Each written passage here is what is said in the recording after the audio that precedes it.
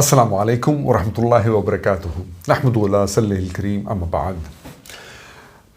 Today we are going to discuss about the dress code of Nabi Kareem Sallallahu Alaihi Wasallam, what he has suggested to us, ordered to us actually.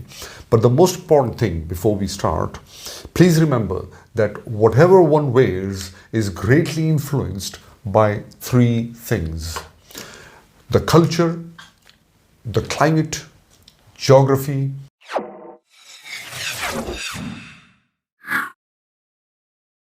That reminds me of one little event which took place about 35 years ago when I got a job as a surgeon in a rural area in Ireland.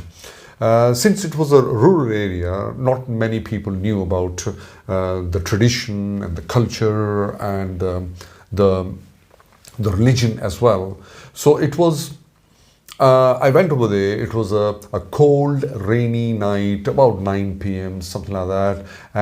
When I went to a grocery shop, I was too tired and didn't bother to change, and I was wearing my shalwar kameez. And there was a teenager standing in the shop, and he turned around and screamed at me and said, "Jesus Christ, what the hell is he wearing?" He probably didn't know that I can speak English, so I replied, "This is my national dress." He was very embarrassed to understand that I was able to understand what he said to me, and I was able to reply to him as well in the same language which he could understand. So he was a bit slightly confused as well. But later on, I started thinking, I thought that my dressing was completely out of the line with culture, weather, climate, and geography. Needless to say that he didn't know much about Islam, that particular young man, and I suddenly felt a big cultural gap, which was impossible to fill in at that time, let alone bringing that young man nearer to Islam, because I was completely disconnected, while rather he was completely disconnected with me as well. There was another event happened, but just recently when I went for Eid prayers, and the Maulana, while he was discussing, he said very loudly and very vehemently that people learn to respect the turban and the shalwar kameez. He said that for some reason, and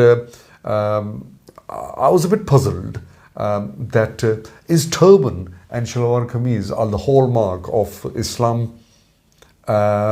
Well, in that case, I'm very worried about the whole of the Arab nations, because they never wear, they don't wear turbans, they don't wear shalwar kameez. So, and I'm more confused because Sikhs and Hindus, they wear turbans as well. So there was a bit of a confusion in my mind actually. I knew that this is not the hallmark of the Islamic dress. So I need to do further investigation to find out what is actually the guidelines of the Islamic dress.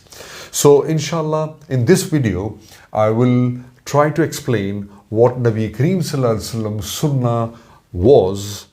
I would say I would rather dare to try to explain what Nabi Kareem Sallallahu Alaihi Wasallam Sunnah was as far as the dress code is concerned. As I was saying, that whatever one wears is actually greatly influenced by three important things: culture, climate, geography. These three things. And the fourth one is actually the religion as well.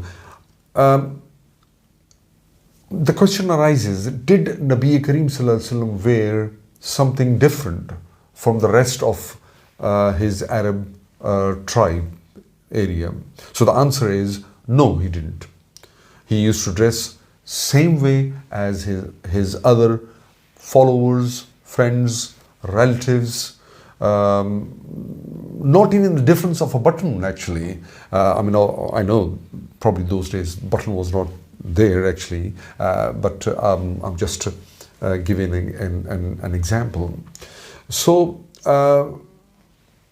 he could have actually said to his followers that we will dress differently because they are mushriks and they shouldn't be we shouldn't be dressing the same way as they dress. But he didn't. He chose to dress exactly what his fellow other Muslims were, or in the surrounding area.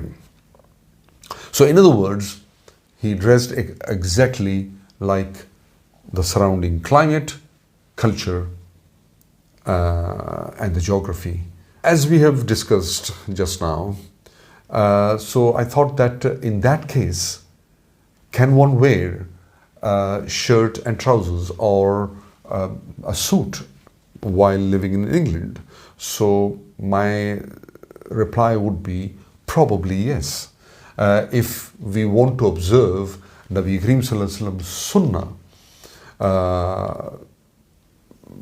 so the basic ideology of his Sunnah was in this way, but with capital letters, but there are conditions attached, in which Nabi Kareem Sallallahu Alaihi Wasallam told us, and I'm going to discuss that conditions in a short while.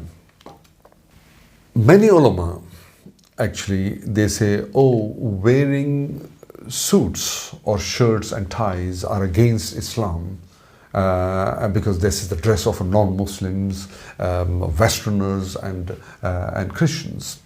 So my reply is that, so what about most of the religious people, quite a number of the religious people in Iran, they wear suits.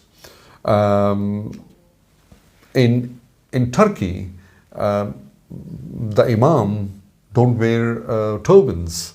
They wear a cap, which we wouldn't call it as a typical turban. Then some of the ulama say that, okay, fine, shirts and trousers might be okay, but it's actually haram to wear tie because it depicts cross. So you're performing a sin by wearing a cross in the form of a tie. Well, in that case, let's talk about the history of tie. Few centuries ago, the tie was actually originated in the country called Bosnia. This is an Eastern European country, by the way, a Muslim country. As we know, Bosnia is a very cold country. Basically, tie was placed on the neck and tied it so that the air will not enter into the open collar. That's it, nothing else. There was not a rocket science in that. So obviously, when they were wearing the tie to just close their collars, they were going for different patterns, different colors, and as the time passes, the tie evolved, and now what we see is the evolved form of the tie, which was about few hundred years ago started actually. So, and if you go through Bible as well, there's nothing mentioned in Bible about tie. So therefore, thinking that tie is a very Christian thing, or tie depicts a cross, is something very very absurd, I must say. It would be just like if I start thinking that if an Arab wearing his thob or a kandura or a long jubba, they're also called as dishdasha in Oman. They're usually white color, and if the person is wearing the cloth on his head as well, and if he's going to put both hands a 90-degree angle on either side, and if you see the person right from a distance, the whole body will look like a cross. So what's the verdict for that?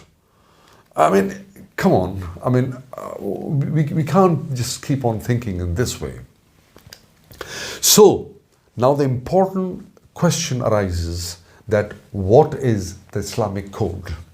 What is the dress the code of Sunnah? What is the dress code of our beloved Prophet Nabi Kareem Sallallahu Alaihi Wasallam? The answer is that he never insisted on any dress code. The answer is that he never insisted on any Muslim uniform. On the contrary, he gave simple guidance. He gave guidelines to follow, and these guidelines are not very massive, they're not very difficult, they're about 5 or 6 points. Look at the wisdom of our Nabi Kareem Sallallahu Alaihi Wasallam, that and his horizon of imagination was so vast, even about 1400 years ago, that he knew that the vastness and the variation of climate, geography and the culture will happen in the next few hundred years. He knew that a time will come that there will be Muslims in Siberia with the temperature plumbing down to minus 40 degrees centigrade very frequently, or there'll be a time a Muslim would be in probably one of the most hottest area in the planet called Death Valley in United States of America. So in both the situation, Nabi Kareem Sallallahu Alaihi Wasallam never insisted on any particular type of the uniform. So instead of he gave guidelines. He had the wisdom in 7th century, which unfortunately some of our ulama ikram don't have that wisdom in 21st century. The guidelines were, all of them were both for men and women actually, except for just one point which I'm going to say, and that will differ, which you will understand why there is a bit of a difference in that. So the first thing is the clothes, whatever a person is wearing should be loose. It should not be tight or figure hugging like people say. The second is that the clothes should not be thin or transparent, so that the body would not be visible actually. So I mean, obviously it goes to both men and women. The design of his dress or the clothes should not be such, or the color should not be such that it would attract the opposite sex. The fourth point is that cross-dressings is not permissible. And the other thing is that it should not resemble or represent another religion. This is the point actually when ulama ikram raises the point that, oh, suits are not allowed, trousers and shirts are not allowed, tie is not allowed. But in my humble opinion, I think what Nabi Kareem Sallallahu Alaihi Wasallam mentioned or meant at that time, that the clothing in such a way that which would represent another religion should not be allowed, like wearing a symbol of a cross or symbol for Jews or Hindus and things like that. Those symbols are not allowed, or those type of dresses are not allowed. And lastly, which slightly differs from men and women, and that is it must cover the aura, the satar, which is appropriate for men and women. So that is, for men the aura or the satar would be from navel to knee, and for women they'll cover the body, showing their hands and face. So a beautiful ayat in Surah Al-Ahzab, verse 59, it says that women should cover their body with a long sheet or coat. Today we call it as jilbab. Therefore, as long as one fulfills the the above criteria, one can wear anything they want. They can wear suit, they can wear tie, shalwar kameez, lungi, kandura, no problem. In fact, one should actually make an effort to wear what the local people are actually wearing. And that is actually the sunnah, because Nabi Kareem Sallallahu Alaihi Wasallam did not attempt to differ his wearing pattern as compared to the rest of the tribe, the Arab tribe. He used to wear exactly what they were wearing, considering the 6 points which I have told you. So, in my humble opinion, wearing shirt and trousers will actually fulfills the criteria of Sunnah. May Allah give us tawfiq to do the right thing and to read about the different aspects of Sunnah, and to read Quran with open mind, inshallah. If you like the video, please subscribe. Thank you. Assalamu alaikum wa rahmatullahi wa barakatuh.